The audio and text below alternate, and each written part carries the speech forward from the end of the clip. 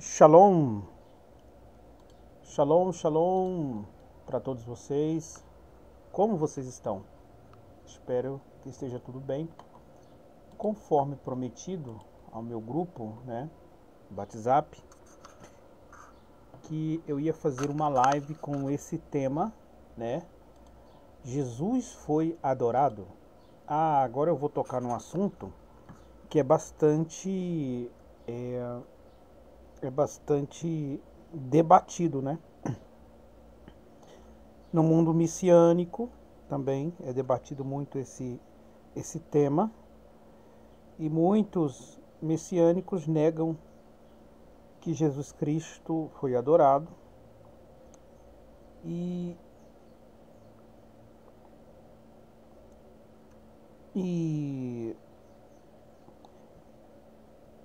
tem levantado aí muitos debates. Não só o messianismo, mas outras linhas teológicas, E eu vou falar aqui um pouquinho. Eu espero não ter que alongar muito, o tema. E eu só estou aqui caçando ver se o meu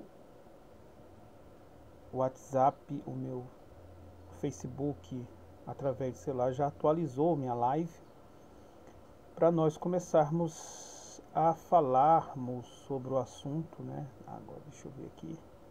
Aí, agora achei. E vamos falar em nome de Yeshua sobre esse tema. Existem alguns pontos curiosos que precisamos abordar. Como eu disse,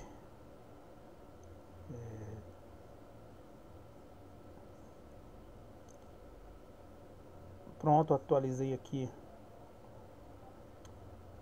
no meu WhatsApp, Coloquei o link para nós estarmos trabalhando sobre o tema. Bom, vamos lá.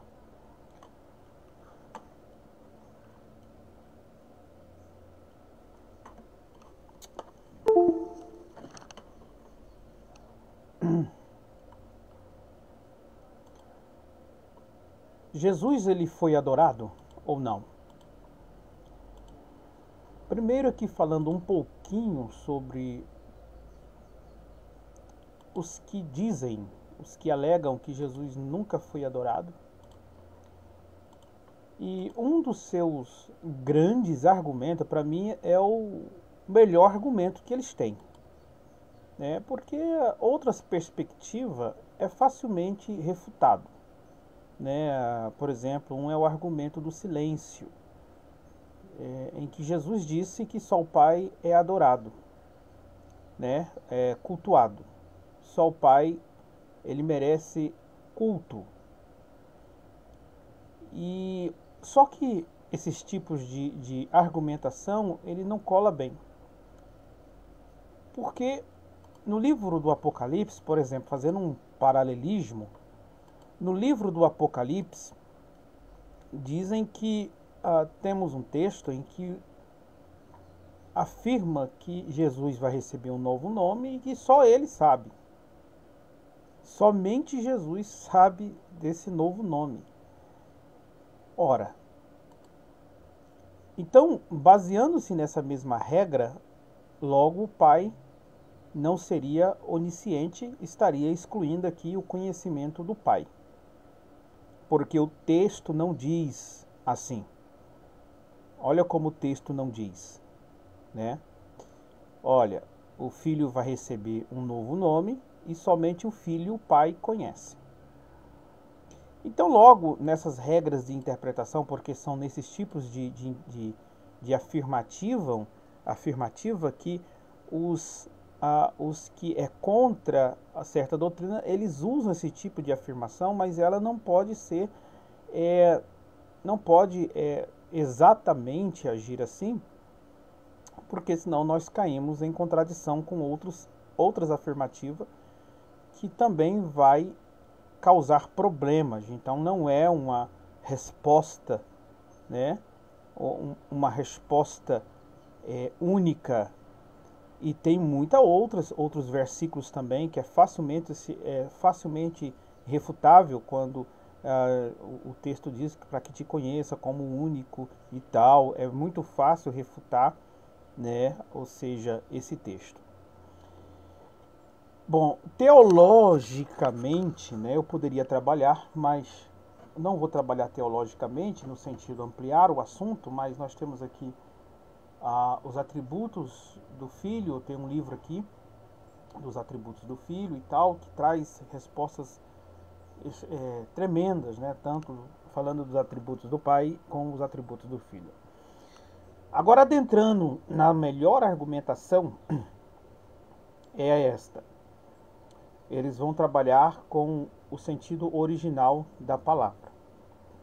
Por exemplo, nas nossas traduções, na maioria das vezes, pegou a palavra proskineu, porque proskineu é uma palavra hebraica, que é sempre traduzida por, se você pega os léxicos, então não tem como negar que ela pode também ter o sentido de adoração, tá, gente? Por quê? Porque está nos léxicos. Tá? Está nos léxicos. Então, já que está no léxico, então nós não podemos negar o sentido de adoração. Mas tem o sentido de proskineu, tem o sentido de honrar, de se prostrar. Por exemplo, nós temos reis que foram reverenciados. Eles foram reverenciados dentro, por exemplo, da tradução da Septuaginta no grego, que é uma tradução do Antigo Testamento, do hebraico para o grego. Então, nessas passagens, quando um rei foi reverenciado, né, um rei humano, né, como o rei Davi, rei Shaul, outros reis, usaram a palavra proskeneu. Então, esse argumento é usado para dizer, então quer dizer que se Jesus foi adorado só porque está proskeneu, alguém se prostrou diante de Jesus, e as traduções simplesmente colocou como adoração, como uma divindade, então esses reis do Antigo Testamento também eram um tipo de Deus, eles foram adorados, porque o termo ali que receberam, por exemplo, e se prostraram e honraram o rei, louvaram o rei, na maioria está proskeneu. Então, assim, o argumento até aqui está válido, isso não está errado, porque é isto mesmo. Beleza? É isto mesmo. Só que, só nessa linha de raciocínio aqui, tem algumas coisas muito sutis, né? Porque o Novo Testamento vai nos levando para outra dimensão. Porque nós temos, por exemplo, Pedro se prostrando diante um anjo, um mensageiro, humano, vamos colocar humano, como Pedro, alguém se prostrou diante dele. E o texto em grego está proskeneu, e Pedro Pedro repreendeu aquele homem, dizendo que sou um homem como você e devemos adorar somente a Deus. Ou seja, prestar proskineu somente a Deus. Tem algo sutil aí, tem um sentido diferente, tem um contexto diferente, né? Nessa passagem. Por que eu não estou colocando a passagem aqui? Porque é uma passagem que eu acredito que para um leitor básico da Bíblia é uma passagem conhecida, né? Se você não conhece, então vai lá, dá uma olhadinha, está lá em Atos dos Apóstolos, quando Pedro é chamado, né? Quando Pedro está orando, aí ele é chamado, né, para ir na casa de Cornélio, entende? E assim por diante, está nessa passagem. Então, vai lá e lê. E parece que o proskeneu aqui, ele tem uma conotação religiosa. Ele tem uma conotação bastante religiosa, bastante algo que está ligado a uma adoração, a um sentimento de adoração, muito mais do que honrar uma autoridade, muito mais do que honrar a autoridade de uma pessoa, mas o texto dá uma conotação de divindade. Porque senão não faria sentido Pedro ter negado, fazer uma aplicação dessa, dizer que proskeneu deveria somente a Deus, porque aqui tem um sentido diferente. Tem um sentido diferente. Outro caso de proskeneu foi um anjo que negou esse proskeneu.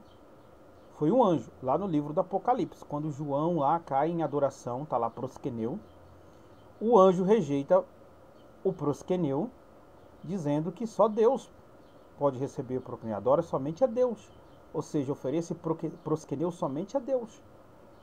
Ora, então, assim, algo que é comum, por exemplo, algo proskeneu, que é algo comum entre os homens, de respeito a uma autoridade, porque um anjo não quer ser desrespeitado. Você acha que um anjo vai aceitar os homens ser desrespeitado? Por exemplo, as manifestações de anjos no Tanar, na Bíblia hebraica, nós chamamos sempre de Antigo Testamento. Eu não gosto muito de chamar de Antigo Testamento. Muitos anjos foram reverenciados, tá? Foram reverenciados. E tipo assim, eles não rejeitaram, essa reverência. Por quê? Porque realmente eles eram uma autoridade. E o termo original da passagem da Septuaginta era proskeneu. E o termo quando o João se prostra diante do anjo é proskeneu. Ora, se é simplesmente uma reverência, o proskeneu só serve para uma pequena reverência, então por que um anjo vai rejeitar algo tão simples?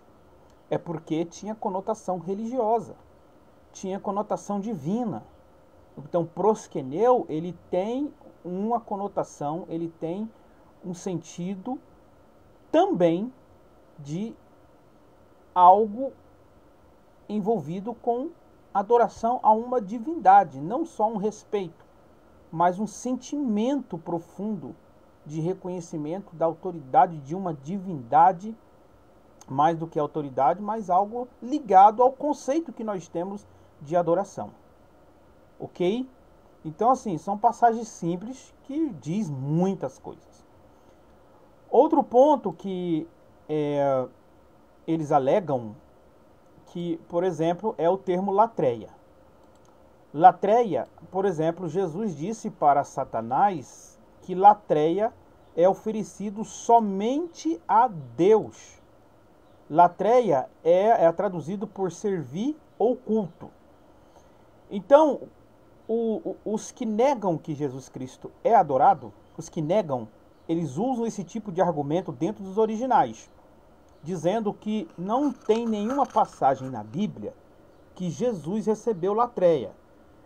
Proskeneu, eles dizem, o proskeneu, sim, o proskeneu Jesus recebeu, gente. Tá bom, porque uma autoridade podia receber um proskeneu, mas latreia é uma palavra, tá?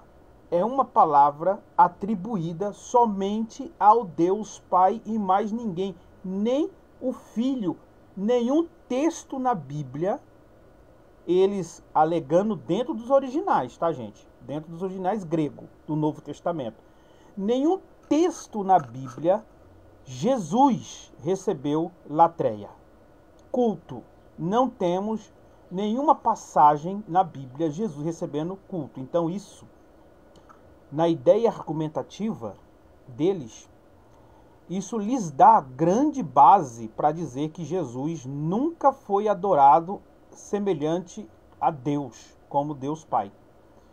E que logo se latreia nunca é oferecido a nenhum ser humano, a nenhum outro ser, seja espiritual ou seja humano, a não ser o Pai, porque latreia toda vez que a palavra latreia está na Bíblia, no Novo Testamento, sempre está em conexão com Deus Pai e nunca com Deus Filho e nenhum outro ser.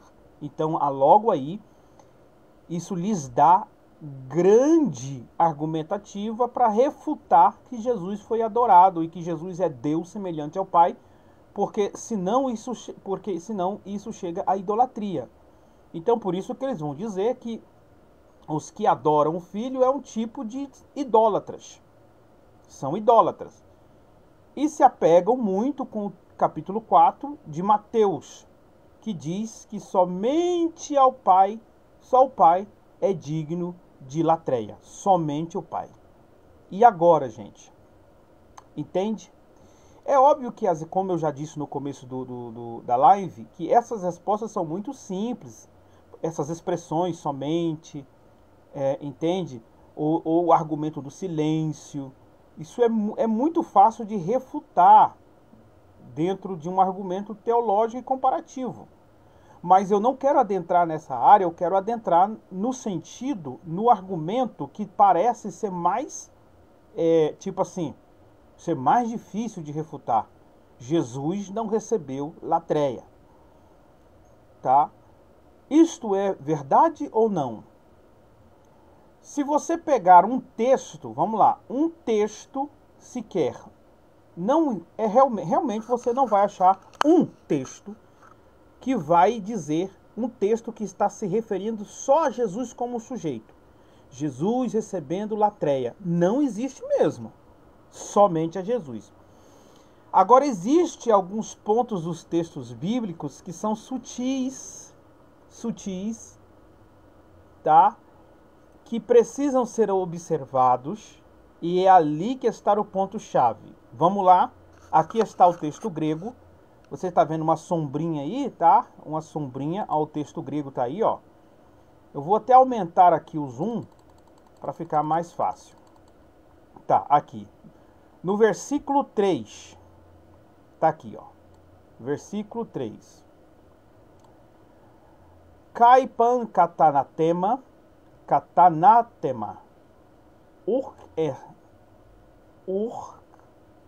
estai etim, kaiho, tronos tu teu kaiteu, arniu en aute estai, kai hoi doloi ao tu. Aí temos aqui latreu su sin, latreu su sin ao tu.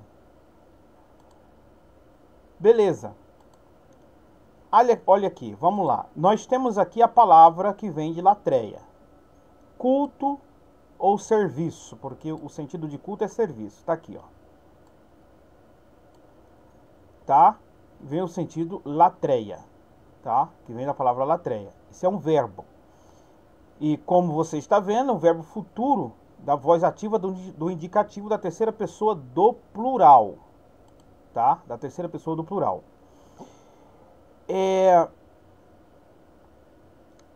Gente, agora eu vou colocar aqui uma tradução para você ver o que está escrito, tá? Essa tradução aqui é uma tradução totalmente diferente, tá? E todo e qualquer maldição não mais haverá ali. E o trono que é de Deus e do Cordeiro, nele estará. E os escravos dele, né, porque os servos pode ser traduzido por escravos, tem o sentido de escravos, dele, ou seja, de Deus, presta culto a ele. Né?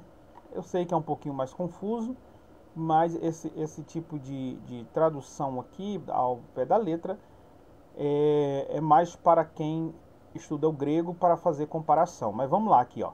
Nunca mais haverá maldições, nela estará o trono de Deus e do Cordeiro, e seus servos lhe prestarão culto, de Deus e do Cordeiro. Eu quero que você fixe bem o seu sentido de quem é o trono. Ou seja, quem está sobre o trono. Tá? Então, quem está sobre o trono? O trono está, né? Está ou é de Deus e do Cordeiro. De Deus e do Cordeiro. E os seus servos, os que são salvos em Deus, lhe prestarão culto, ou seja, algo que pode ser oferecido somente a Deus. Qualquer outra criatura a não ser Deus que recebe culto, isso é uma idolatria. Beleza, queridos? Agora aqui está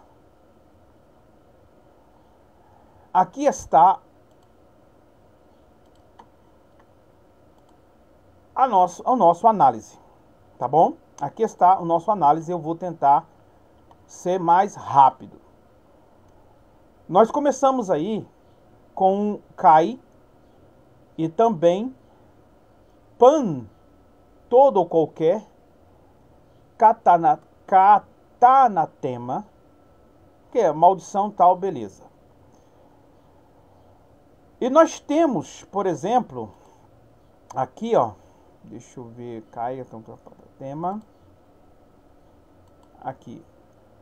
Nós temos a palavra trono, deixa eu ver aqui, trono, aqui, ó. Trono de Deus e do Cordeiro. Essa passagem aqui está dizendo que o trono é de Deus, tá? E do Cordeiro. Essa aqui é a palavra tronos, ó. Tronos teu, trono de Deus. Por isso que o caso aqui, o caso teu, tá? É no caso genitivo, por quê? Porque o texto aqui está dizendo que o trono é de Deus, e do Cordeiro. O Cordeiro, gente, aqui, Cordeiro, union, aqui, ó, Arnio, aqui, ó, está no caso genitivo também. Caso genitivo. O que significa isso? O que é o caso genitivo? O caso genitivo é o que dá o sentido aqui de posse.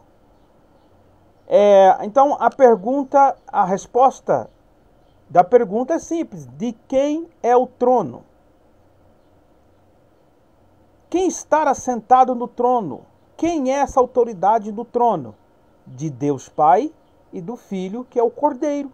Então, o trono aqui, que está como um sujeito, né? Está como peça de sujeito, porque está no caso nominativo, assim como douloi, que é traduzido por servo ou escravo, tá aqui, ó. Douloi, tá aqui, também está, em certo caso, como um sujeito, porque o servirão aqui é uma ação, né? Então esse verbo está ligado aqui. É uma ação do douloi, ou seja, eles que prestam culto. E o interessante é que o trono é do Pai e do Cordeiro. O trono aqui está se referindo o reinado, a autoridade, né? Observe a unidade. O trono aqui é considerado como um. Por que um? Não poderia falar dois tronos? Porque está falando da unidade entre o Pai e o Filho. Eles são um. A unidade é profunda. Então, por isso que o texto aqui não está falando um trono que é do Pai e o outro trono que é do Filho. Mas está falando que temos o tronos, né? No caso nominativo, teu e do Cordeiro. Então, o trono pertence ao Pai e ao Cordeiro. Aqui transmite uma unidade, a unidade divina. Tá? Então, aí nós temos aqui, o Kai. Vamos colocar aqui, ó. O Kai rodoloi autu latreususim auto.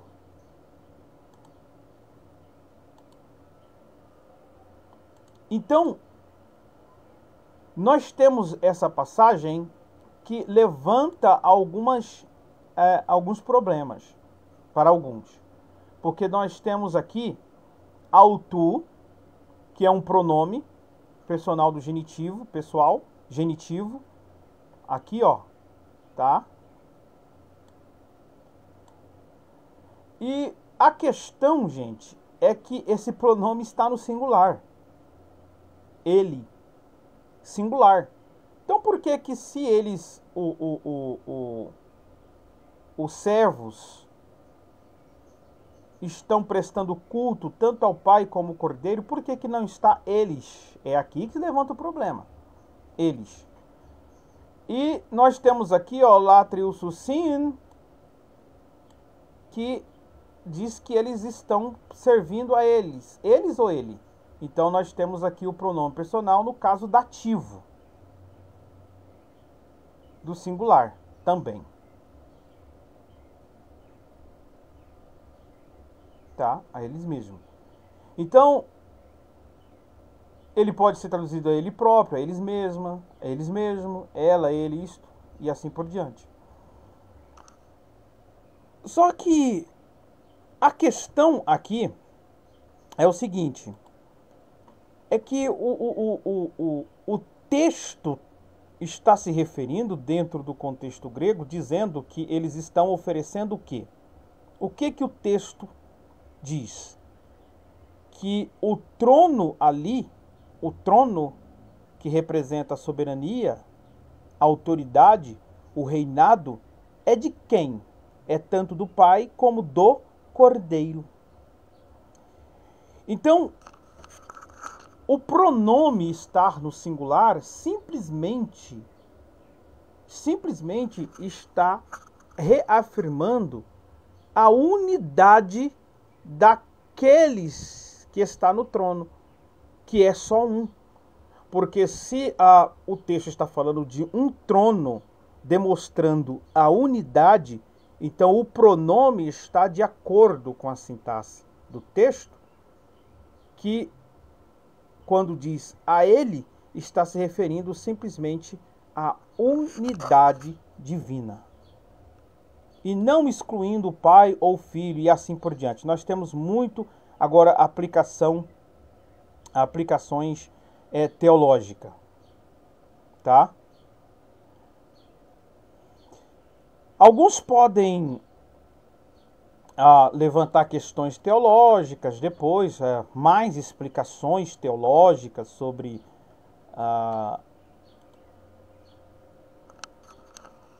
a questão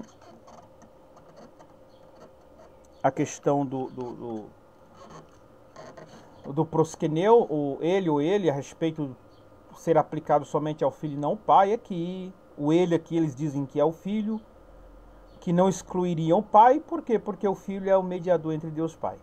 Mas só que o sentido aqui, que o grego nos dá, é que o latreu, que é o servirão ao quê? Aqueles que está sentado no trono. Aquele que está no trono. E quem está no trono, gente? E quem está sobre o trono? Quem é a autoridade do trono aqui? É tanto o pai como o filho. Entende, gente? Tanto o pai como o filho. Por exemplo, nós temos textos que diz que Jesus disse que se assenta no trono do seu pai. Entende? Que ele receberia autoridade e se assentaria no trono do seu pai. Então, aqui dentro do grego, meu irmão, não tem como nós fugir. O latreu aqui também é direcionado ao filho, tanto ao pai como ao filho, para os dois. O que nós não temos é um texto só dizendo, por exemplo, se aqui estivesse falando só do filho, não tivesse aqui o pai e o cordeiro, se tivesse só o cordeiro, pronto, aí não tinha que ter muitas discussões. Mas a grande definição aqui é que tanto o cordeiro como o pai estão recebendo latreu. Eles são o alvo do verbo aqui. porque é eles, os dois, que estão sobre o trono. Muito simples. Baruch Hashem. Beleza, gente? Que o Eterno vos abençoe.